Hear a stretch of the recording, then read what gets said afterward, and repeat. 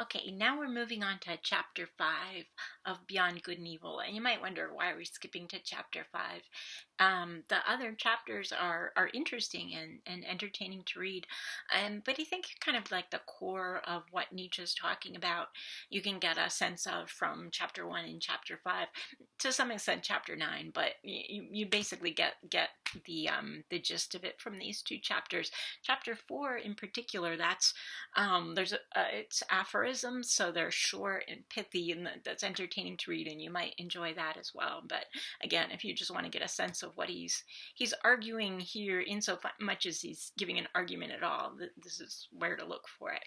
Okay, first of all, we talked earlier in the semester about Nietzsche's perspectivism. So his view is there's no like one God's eye perspective, some absolute truth that we can acquire. All we have are different perspectives based on different points of view, different socio-historical contexts, etc. But the thing is, in the history of philosophy, we've tended to assume that what we're putting forward, or each philosopher assumes what he's putting forward, is an objective, universal, ahistorical truth about everything.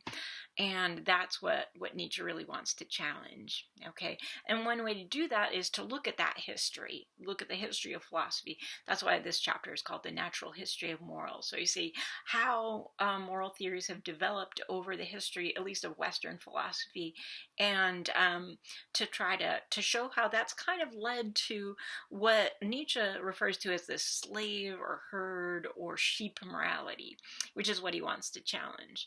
And then he contrasts this slave morality with what he calls sort of the master individual or predator, or animal of prey, morality. And he doesn't talk that much about the master morality in this chapter, but we can say a little bit about it. For one thing, the master morality doesn't really think in terms of good and evil. It's before good and evil. They're concerned with, so we're talking about people who are strong-willed, people who have power, people who are kind of like able to determine how their lives are going to go. And someone who is in that position, they're not thinking in terms of good and evil. They're thinking just in terms of good and bad. What's good is what, is valuable to me. So good is sort of noble, strong, powerful, etc. Bad is weak, cowardly, timid, petty. So, from the master morality there, what they have is good, and what the those who are not in power have is bad, right? So the slave morality inverts that. It says, look, these people in power are hurting us, right? They're causing us all this pain and suffering, and if it weren't for them, we would be having a good life. So they're evil, and we're good. Okay. Now Nietzsche argues that it was the Jewish people who originated this, and you can see how like a certain degree of concern about anti-Semitism might be read into this. But as I've said before, much of anti-Semitism associated with Nietzsche was introduced after his death by his sister in her interpretations of this, and so he's explicitly anti-Semitic elsewhere, but he does say that Jews are responsible for this, which is kind of like a little troubling. Anyway, so they are responsible for this slave insurrection in morals, which is, in a way, kind of a brilliant move. You say, like, well, what was formerly thought good, that's actually bad. So people who are strong, who are powerful, who are dominating, what God's masculine, etc. This is bad. This is not just bad, this is evil, right? And what's good, this whole meek shall inherit the earth, to be meek, to be obedient, to be timid, to be feminine, to be humble, humility is a virtue. So it's inverting the values of the master morality and saying now what was formerly considered good is now evil, what was formerly considered bad is now good. All right. So what that upshot of that is to see, to introduce morality where the goal is to be timid, basically. Now, looking at the history of morality, we talked a little bit about this in chapter 1. He wanted to go through and kind of criticize everybody in the history of philosophy for how wrong they were in various ways. Now, Socrates doesn't quite get the full treatment there. Socrates, I think that Nietzsche wants to say, has some, he has some spark to him. He's got a little life. He's a person of the streets, and the more that philosophy moves into academia, the more it becomes official and refined. I think the more problems Nietzsche has with that. So Socrates encouraged following our instincts, right? It's like the only reason anybody would ever do anything that was evil would be out of ignorance. Like, you want to do what's in your best interest and you don't want to do what's going to harm you. So again, that's kind of a sort of intuitive or instinctive view. And so Socrates' view is, you follow your instincts, but then you try to support it with arguments. Okay, so I think for Nietzsche that's more honest to say that than the philosophical view that, like, I've got some irrefutable argument that this is the way that you should live your life, and not acknowledging the role of instinct at all. So Plato tries to sort of clean up Socrates and makes him fit, Plato's vision, which is much more, intellectual and pure than Socrates' vision. And the way that Socrates is presented in Plato, especially as you go along in the dialogues, becomes more like a fiction created by Plato than Socrates himself. So here, in Plato, you get the idea of the highest good, the form of the good. And again, this is pre-Christian, but the idea that there's this one unified highest good that we should be striving toward. Okay, so it's kind of moving in that direction. As we talked about the Stoics, their goal is to suppress the emotions. You shouldn't be covetous, you shouldn't be envious, you shouldn't want stuff and try to work really hard to get stuff. You should work really hard to just be super chill. Okay. Kant, again, he's critical of Kant. Kant thinks basically that Kant is a very obedient person. He's like, I know how to do what I'm told, and so I'm going to see that as a universal virtue. There's the categorical imperative, tells everybody what to do, and you have to follow it. So that's, again, moving into that slave morality conception of obedience being the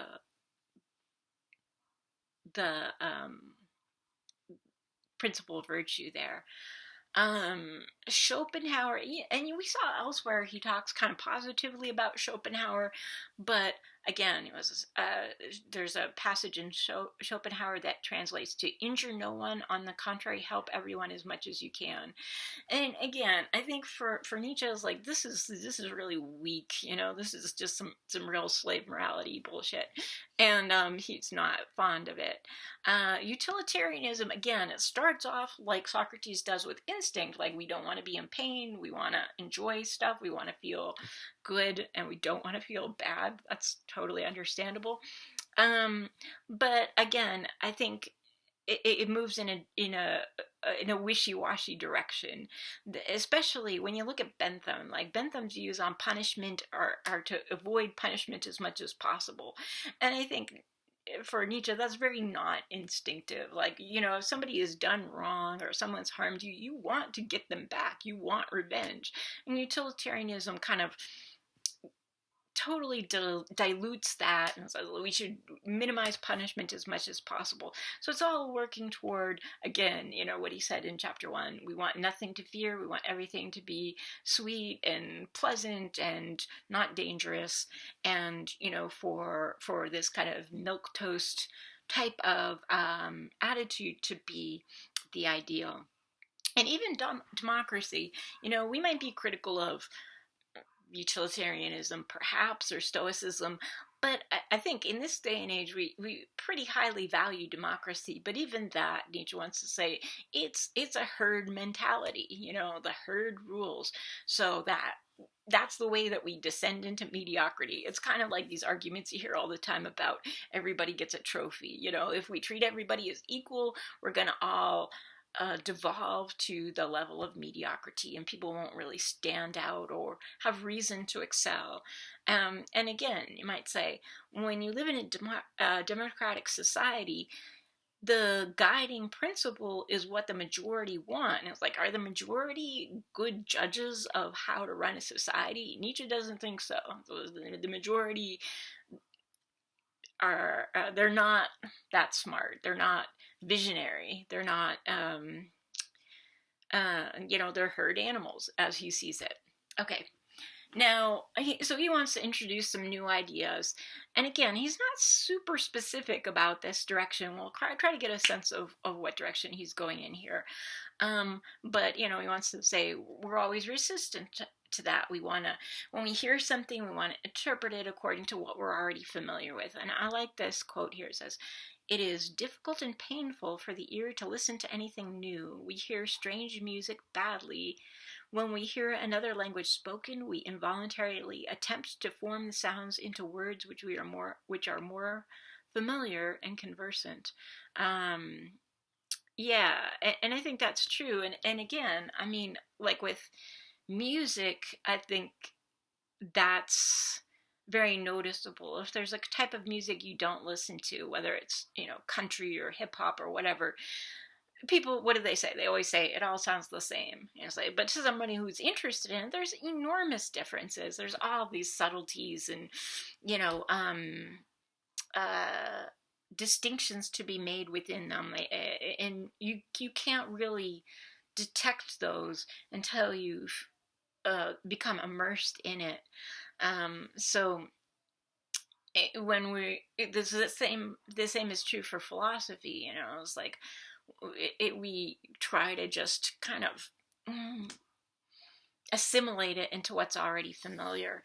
Now, one thing, I said that Nietzsche doesn't really present an argument so much here, and I think that's part of what he's getting away from. Might say like, oh, he's a lousy philosopher, he doesn't give much of an argument. But he's saying, well, all these other philosophers are just giving arguments to justify what they think already. Now, some of them might be good or fairly convincing arguments, maybe, but that's not, nobody's won over by an argument. They're won over by an idea. The idea's got to strike you and mean something to you and, motivate you. So that's what he's trying to do is convey ideas that might, light a fire in us in some way, rather than giving us a stodgy argument, which isn't really going to be that convincing one way or another. Okay. I like this too, as in chapter 1 where he talks about how we actually rely on falsehood more than the truth. It says that all this goes to prove that from our fundamental nature and from remote ages we've been accustomed to lying. Now, I think what he means by that, not just that we believe falsehoods, but that, our minds fill in the gaps. We interpret something the way that makes sense to us, right? And not just like a text that we're reading, but somebody's face or words that we're hearing. There's it made me think of this thing on The Simpsons where Marge is saying to Homer, you just hear what you want to hear, and he's like, yeah, I'd love another beer. So that's illustrating the point. And just saying what Nietzsche's saying is that's what we do. We don't really absorb that much. We create a fiction, okay? And in that sense, we're accustomed to lying. You could say, more charitably, that we're accustomed to creativity, that we sort of create the world that we observe, rather than just sort of passively absorbing it. Sorry. All right. He goes on to this maybe not a tangent about possession, and talking about possessing a woman or possessing a nation, etc.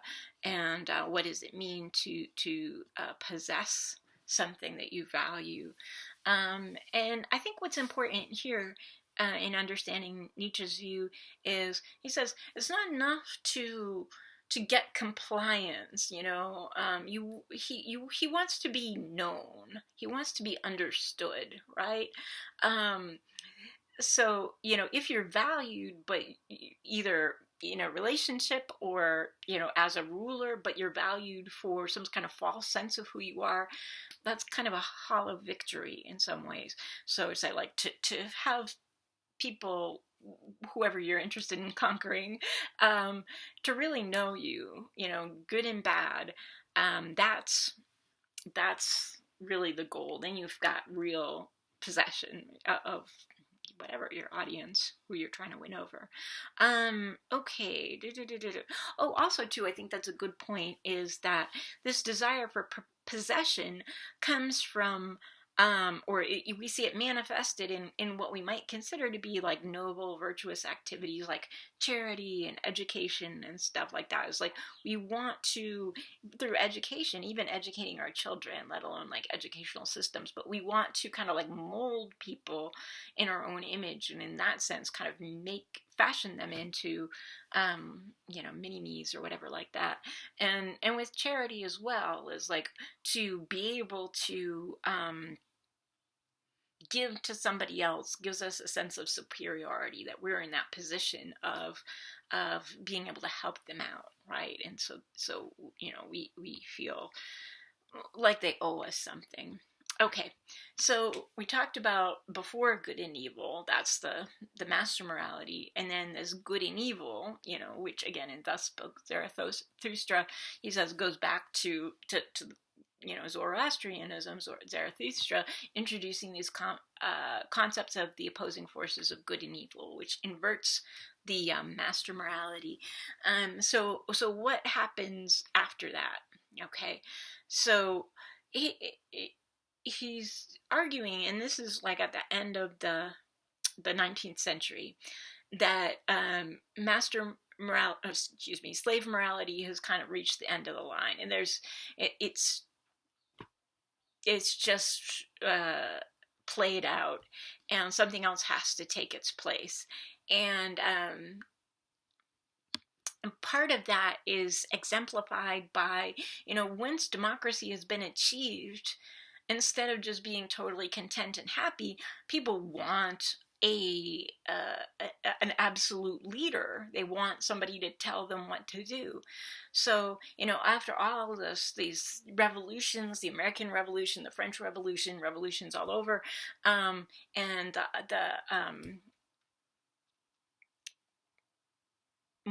nearly worldwide acceptance of democracy, they're asking for, somebody to be in charge, to be a ruler again. And again, I quote, "What a blessing, what a deliverance from a weight becoming unendurable is the appearance of an absolute ruler in these gregarious Europeans." So part of the problem is that this adoption, the success of slave morality, has made everybody kind of a slave, everybody a follower. So even if you're in a position of leadership, you want to say, well, I'm serving the people, or I'm serving some higher good, nobody wants to be a leader anymore. Everybody wants to be a follower. I'm not completely on board with Nietzsche's view here. I feel like there's so much, at least today, there's so much talk about leadership and cultivating leadership abilities. I'm like, well, everybody can't be a leader. Shouldn't we have a little bit of concern with cultivating the ability to follow somebody else's leadership? I mean, isn't there some value in that as well? But in any case, but I think this point too, we can look at, like that's, well, I'm not going to get political, so, but that's a factor. That's a factor. All right. Oh, right. The timidity of the herd. We wish that sometime or other there may be nothing more to fear. That's what it's all going toward. And another quote. I'm relying a lot on quotes when I'm trying to give a vision of what's going to come after, what's going to take the place of this good and evil morality. So what lies beyond good and evil? Partly because I think it does require a lot of interpretation, and I don't want to put too much of my own 2 cents into this. Okay, but Here's a quote. It says, "The lofty, independent spirituality, the will to stand alone, and even the cogent reason are felt to be dangers. Everything that elevates the individual above the herd and is a source of fear to the neighbor is henceforth called evil. The tolerant, unassuming, self-adapting, self-equalizing disposition, the mediocrity of desires, attains to moral distinction and honor." So again, that's kind of just encapsulating what the slave morality is, and how anybody who steps out of line from that is kind of pushed down, is kind of forced to conform. It must then sound hard and be distasteful to the ear when we always insist that that which here thinks it knows, that which here glorifies itself with praise and blame and calls itself good, is the instinct of the herding human animal, the instinct which has come and is ever coming more and more to the front, to preponderance and supremacy over other instincts, according to the increasing physiological approximation and resemblance of which it is a symptom. Morality in Europe at present is herding animal morality. It gets into like all caps. In different translations I've seen, it's italics, but he definitely puts a lot of emphasis on this. He's getting pretty agitated. All right, so we who hold a different belief, we who regard the democratic movement not only as a degenerating form of political organization, but as equivalent to a degenerating, a waning type of man, as involving his mediocrizing and deprecation. Where have we to fix our hopes? In new philosophers. There is no other alternative. In minds strong and original enough to initiate opposite estimates of value, to transvalue and invert eternal valuations, and forerunners in men of the future, who in the present shall fix the constraints and fasten the knots which will compel millenniums to take new paths. So there's these new philosophers, new paths. Again, there's not a lot of detail about the direction that's going to take, and I'll try to give some thought as to the direction that he's going with this. All right. Another quote: "This brutalizing of man into a pygmy with equal rights and claims is undoubtedly possible. He who has thought out this possibility to its ultimate conclusion knows another loathing unknown to the rest of mankind, and perhaps also a new mission." Now, again, I think this is contrary to what a lot of us value right now, so we'd say, there's a lot of inequality in the world, not everybody's rights are respected, and Nietzsche's going in the opposite direction. It's like, well, when everybody's equal, nobody is exceptional, right? And that's not good. So equal rights, who wants it? That's terrible. I mean, at least in Nietzsche's assumption. Now, sometimes people interpret Nietzsche as saying, let's go back to that master morality. Let's return to that those values before they became inverted. And I don't think that's what he's saying. We've gone beyond that. We've gone beyond good and bad to good and evil, and now we're going beyond good and evil.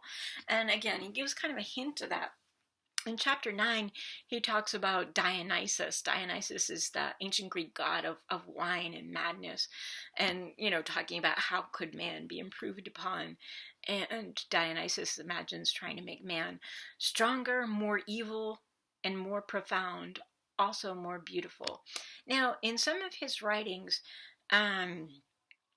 Nietzsche compares Dionysus, this god of wine and madness, with Apollo, so this Apollonian drive. So the Apollonian drive is for sort of truth, reason, order, that kind of thing. And as I say, Dionysus is sort of like madness, chaos, creativity, all that kind of stuff. And it might sound like what Nietzsche is saying is that we got to get rid of this Apollonian drive that is characterized by the history of philosophy and embrace this Dionysian impulse, but he really thinks that both are necessary. There's got to be sort of like, and that's maybe what's been lacking. There's too much devotion to Apollo and not enough to Dionysus. So, as I say, that gives kind of like a hint as to what he thinks comes beyond, it takes place, the place of this morality of good and evil, this what he calls the slave morality. Okay, I have a few questions. I'll throw these out here, and maybe we can talk about them in the Zoom discussion later this week. But I mentioned Leopold and Loeb, these guys who read Nietzsche, and they went and committed a murder, just to prove how smart they thought they were. Of course, they got immediately caught. But even more troubling, some people argue that Nazism and the Holocaust was inspired by Nietzsche's philosophy. I don't think there's good reason to think that Hitler was inspired by Nietzsche, but there are people who were part of that the Nazi movement who were influenced by Nietzsche. So say, are these people who are really committing atrocities, are they interpreting Nietzsche accurately, or is this all based on a misunderstanding? Now, I mean, I think you could say with some fairness that it's not that hard to read this into Nietzsche. He does say some pretty what would you say, amoral stuff, just sort of like there's some people who are great, who are superior to others, and they shouldn't be constrained by the same morality. But at the same time, I mean, I think if your highest aspiration is to cause pain to others, to cause death to others, for no other reason than to assert your superiority, that's not that lofty. So, I mean, I would say this is a misinterpretation of Nietzsche, but it's perhaps an understandable one. And again, it goes back to what he said here and elsewhere, is that people interpret into philosophy in general, and his philosophy particularly, what they want to hear. They can bend it to fit what they want it to say. Okay. One of the challenges I always have with Nietzsche, I mean, I've come to respect him more over time, that he's not as, I don't know what, wrong-headed as I've sometimes thought, but I would have to say, like, I'm kind of an advocate of this slave morality. I feel like, yeah, humility is good. Yeah, not hurting people, that is something to strive for. Respecting human equality, I'm on board with those ideals. So to just kind of disparage it as being weak or worthless is something that I definitely push back against. So I'm like, I'm still on board with that stuff. I don't care if you call it slave morality. I still think it's good. I think I already addressed this one. Is he endorsing a master morality? Not really, but you might ask the question, how does what he is endorsing, insofar as he's clear about it at all, how does it differ from the master morality? So that's something that we can look at. Is like, what do you think the vision is that Nietzsche has? And have we moved closer to that in the century and change since then? So we'll take a look at those questions, and kind of look at some of the reasons why Nietzsche is critical of slave morality, and whether those criticisms have any merit. All right. So again, if you have any questions about the material, please let me know.